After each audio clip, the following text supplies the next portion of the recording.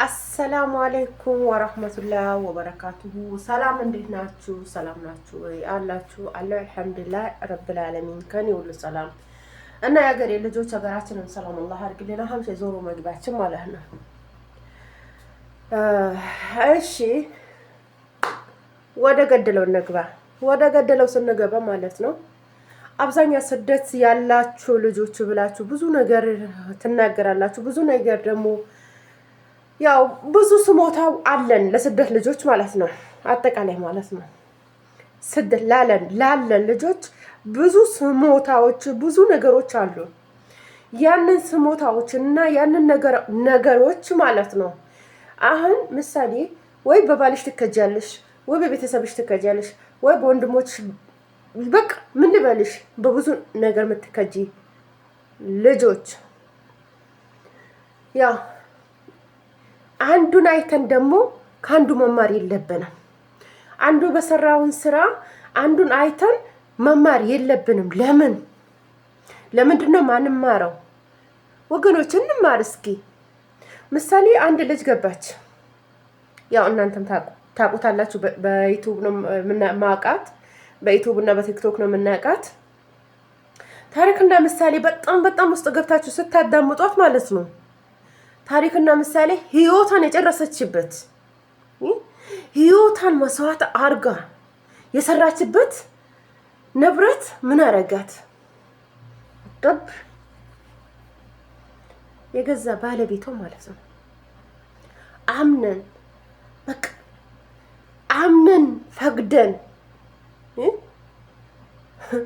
ህይወታችን ምንሰጣቸው ሰዎች ተመልሶ ማለት ነው የኛን ህይወት ኑ ልብላችሁ ያሉ ሰዎች እንደገና ምን ማድረግ አለብን? እንደገና ደግሞ ያንን በዛም ጉዳይ አንማርም፣ በዛም ችግር አንማርም፣ በዛም ውጤታ አንማርም። ያንን አይተን ደግሞ አይጥ እንላለን። የእሷን አይተን ደግሞ እሷን ብቻ አይደለችም ከአንድ ሁለት ከሁለት ሶስቴ እየተደጋገመ ስንት ነገር ነው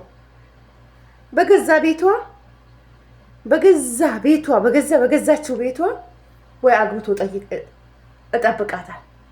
በቃ ወይም የሆነ ነገር አሁን የዚችን ልጅ ጨርስላችሁ። እች ልጅ ላከችለት እየሰራሁኝ ነው እያላት ወላሂ የሷን ቪዲዮ ሲታይ ማለት ነው የደም ባር ያለቀስኩት እኔ ማለት ነው በራሴ ማለት ነው። ለምን በቃ አረብ እኮ ወይ ሳንበላ ወይም በልተን አይደለም፣ ወላሂ ላዚም በልተን እኮ አይደለም ምንሰራው። ሆዳችን አጥንታችን ታጥፎ አጥንታችን መቆም እስከሚያቅተን ድረስ ወገን መቆም እያንቀጠቀጠን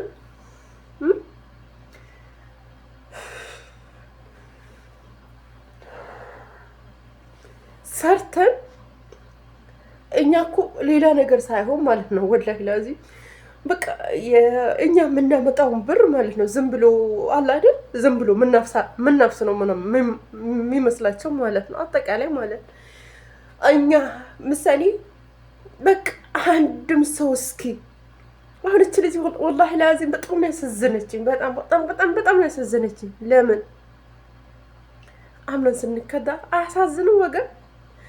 አምነን ስንከዳ የገዛ ባለቤታችን ከእናት አባት ወንድም እህት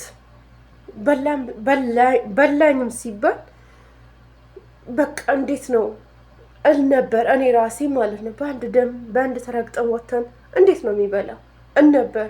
ግን የደረሰው ሰው ግልግል ያውቃል እንደሚባል ሲደርስባችሁ ነው ሁሉንም ነገር የምትረዱት፣ ሁሉንም ነገር የምታውቁት።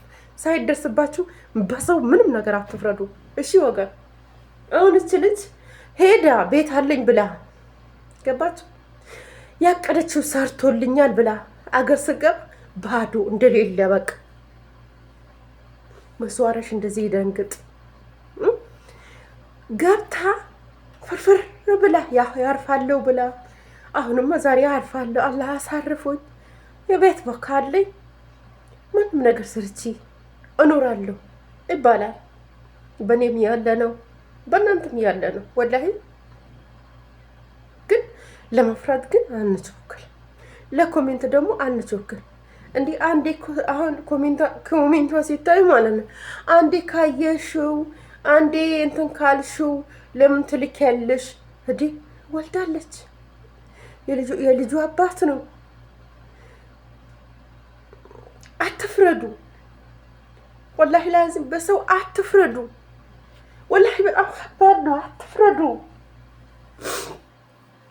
ምንም ነገር አትፍረዱ። ጠንቀቅ በይ። ግን አሁን አንድ ነገር ከአንዱ ምሳሌ ባለቤት እኔ አሁን ባለትዳር ነኝ፣ ምሳሌ ማለት ነው። ባለትዳር ነኝ፣ የልጆች አባት ነኝ።